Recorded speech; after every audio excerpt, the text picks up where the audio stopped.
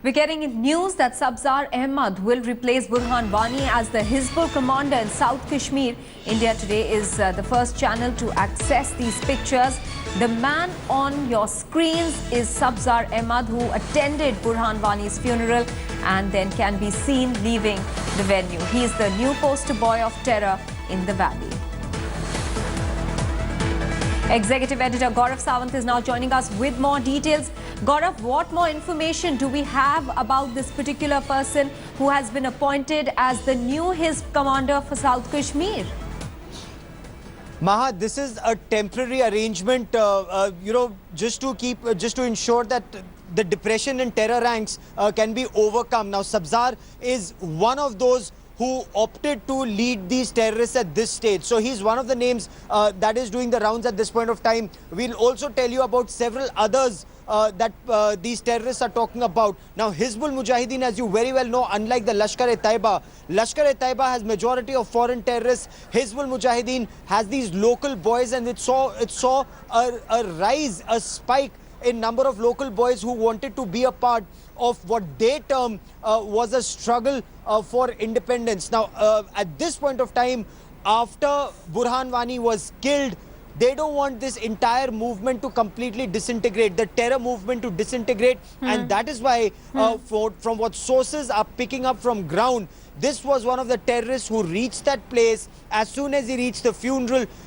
the way he was greeted by others, the fact that there were so many cameras and he was caught on camera at the funeral, others at the funeral asked him to just leave, and we will be playing out that video just in a while from now about how terrorists are now trying to regroup and in a way show that after Burhan Wani, they haven't disintegrated completely. In fact, some of these boys have now been saying that they do not need one leader. They will operate as multiple teams, and multiple teams will have multiple leaders. That's quite a scary situation that is being sketched out by Hizbul Mujahideen there. Let's also go across now to Ashraf for more details. Ashraf, give us more information about Sabzar Ahmad, who has been appointed, as we understand, the new Hizb commander for South Kashmir.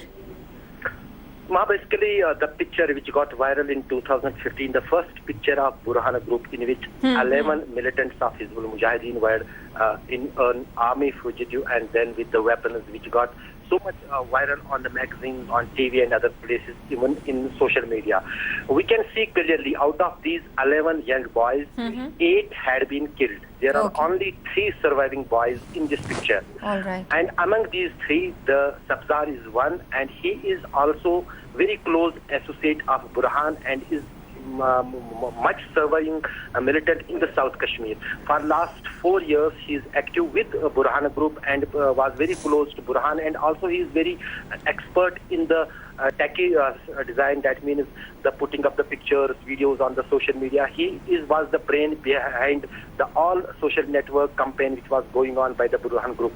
So he has been replaced after the killing of Burhan, and also he hails from the same locality as Gaurav was mentioning. He attended also the funeral of Burhan Wani after his killing in Tral area where he was buried. But this is something new, what the Hizbul Mujahideen wants to catch, because they have got so much local support during the last so many days. They want to weave it in to keep their group intact, and also it will be a kind of parade forum for new young recruits which are ready. And as per the intelligence sources, there are so many youths who are ready to join militant ranks after the killing of Burhan. Gaurav, I want to come back to you. You know, you were pointing out how this is an attempt to show that the group has not integrated after the killing of Burhan Wani. But the very fact that Ashraf is pointing out there that 8 out of the 11 people in that picture that had gone viral, which had Burhan Wani in it, does go to show that there has been a big blow to this group, at least over the last 1 year. Oh, absolutely. The security forces had made that very clear. As soon as these pictures came up on Facebook, there was a task force that was formed. They had 2 tasks. One, get these boys to leave the gun and join the mainstream. Whatever they do, contest elections, take a job, fight for whatever they want through democratic means. If they do that, well and good. If they don't, the message was very clear, and that message was sent out several times, including to Burhan Wani through the regular channels. You pick up a gun and you don't see your second summer. So that was something that message was sent out. From what my sources tell me, an effort was made till the end to get Burhan Wani to surrender. Till a couple of weeks ago also, when he escaped one of the security cordons, he was almost caught. And that time, Burhan Wani was very scared. Why was he scared? Because he knew someone was giving inside information about his movements. And that is why you saw that recent video which we broke on India Today, that story we broke, where Burhan Wani said two things. One, he said people are giving information to security forces, we will kill all informers. Two, he asked women not to go to any police, army or any security forces training camp for vocational training, because their fear was this is where information was leaking out. And that is why, and especially women, he targeted in that video, saying do not go there. They were very scared because security forces had minute-to-minute information about their movement. And that is where an effort was made through a friend of his, through a lady friend, to get him to surrender. That surrender did not happen. He was killed. As Ashraf was rightly pointing out, out of those 11 pictures, 8 have been neutralized, 7 neutralized, 1 caught. The remaining 3, it's a matter of time, according to security forces, once again, before they would be neutralized. But once again, they do not want more youngsters to become terrorists, and that is why this message. All right, Ashraf, also, you know, as Gaurav and you both pointed out, that Sabzar was seen at the funeral of Burhan Wani. Was that the last time that he was seen recently? Probably this was his last where he was seen in this public function. Yes. But they have, as we have seen, almost all the militants, whether they are the locals or the foreigners, they will not survive more than 2 years or 2.5 years. But there is some kind of ground which has helped these 3 people, particularly the Burhan and now the Sabzar, to survive for almost 4 to 5 years. And that is why, being the tactful for the militant activities, terror activities, Sabzar has been replaced against the Burhan. And also the crucial point which I was mentioning, that there is a strategy going on in the militant groups, that in the current situation there might be more and more youths who would like to join the militant ranks, and probably Sabzar can accommodate those youths. Mainly in the South Kashmir, we have seen that there is a big news going on which has not yet been cleared by the security agencies. A police station was put on fire on the 7th of July in Damal Hanjipura, Kulgam district, after the killing of Burhan. 30 rifles are missing from that police station, and also some cops from the Jammu and Kashmir police are missing there. So far, the security agencies as well as the police has kept mum on that issue. They are thinking that probably there might be any policeman who has taken that weapon to any safe location. But so far, 4 days passed, neither the weaponry has come back to the police, nor those missing policemen are returning back. There is big worry among the security agencies whether those missing policemen have joined militancy or they are still hiding somewhere. Right. There are efforts, because the mobile network is not working, to get in touch with those policemen who are missing from the Kulgam. But so far, the big worry is that 30 guns, which include 21 Insas rifles, 12 SLR rifles, 2 AK-47 rifles with a huge quantity of ammunition, that is still missing from Kulgam district of South Kashmir. You know, Gaurav, I want to take that point of Ashraf Wani to also talk about the fact that there are at least 4 Lashkar men still at large in South Kashmir, which is also a matter of concern for the security forces at this point. And there are these 3 young Hizb men who are also the survivors from this picture. So it makes a deadly cocktail really that we are seeing in South Kashmir at the moment. It no doubt is a deadly cocktail, and apart from these, there are other terrorists too. Now, by Army's own assessment at this point of time, there would be anything between 150 to 200 terrorists in Jammu and Kashmir, and this is the floating population of terrorists with weapons within our country. But are they all attacking at the same time? No. Some of them could. As you pointed out, this intelligence input about 4 Lashkar-e-Taiba terrorists is a matter of grave concern, especially when they want to strike big and make an impact to show that after Burhan Wani being killed, then they may be down, but they are not out. there are two sensitive dates. One is the 13th of July, which is what is observed as Martyrs' Day in Jammu and Kashmir. Now, that is one day where some trouble is unfortunately feared.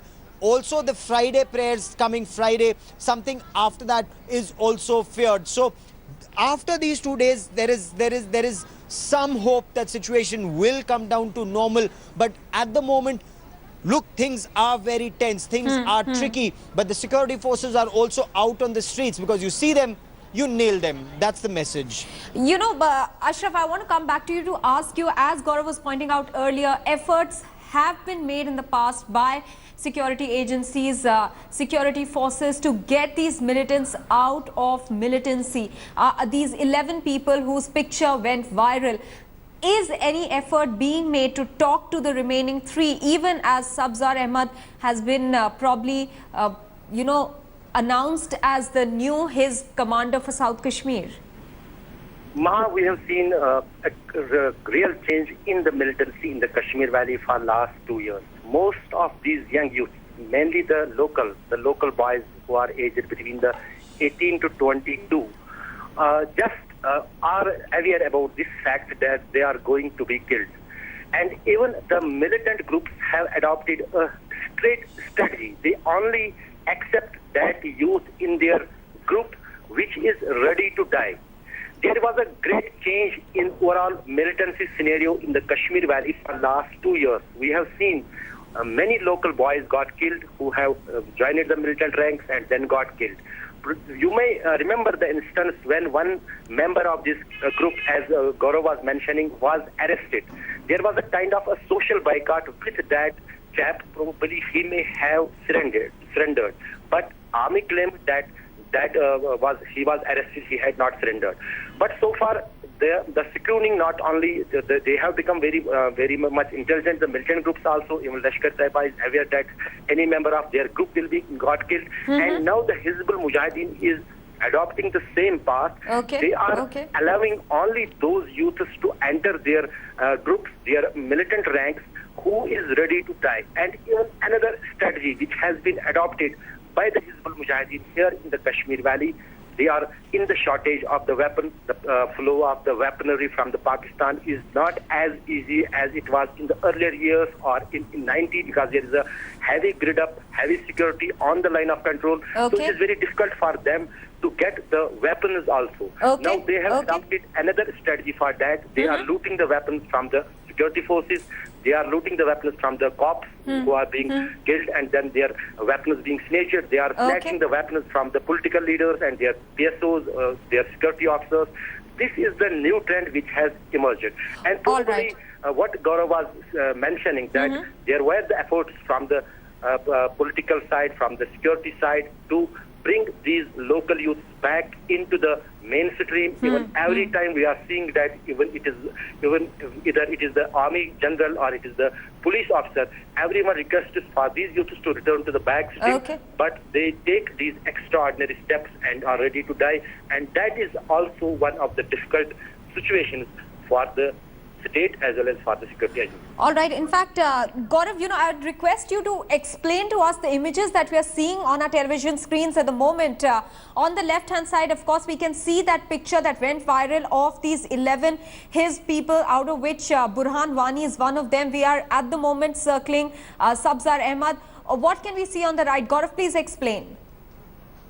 Maha, there was a sea of people when Burhan Wani, the terrorist, when his last rites were being conducted. Now the government took a conscious decision. They could have, like in the past, they knew there would be a fallout, so they could have buried his body quietly. They could have not declared it at all, the way he was smoked out of their operation in Thrall post-Eid.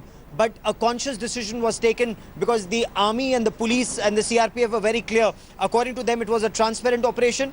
They killed him in an operation and then they handed over the body to the family. A large number of people came out, as did some of his surviving terrorist friends. Now, 2 of his friends were killed in that encounter with the security forces. But some others, they had survived. And for his funeral, apart from the people who came out, his fellow terrorists also came out. And that is where in these pictures, you can even hear them when they come out, though they have their faces covered.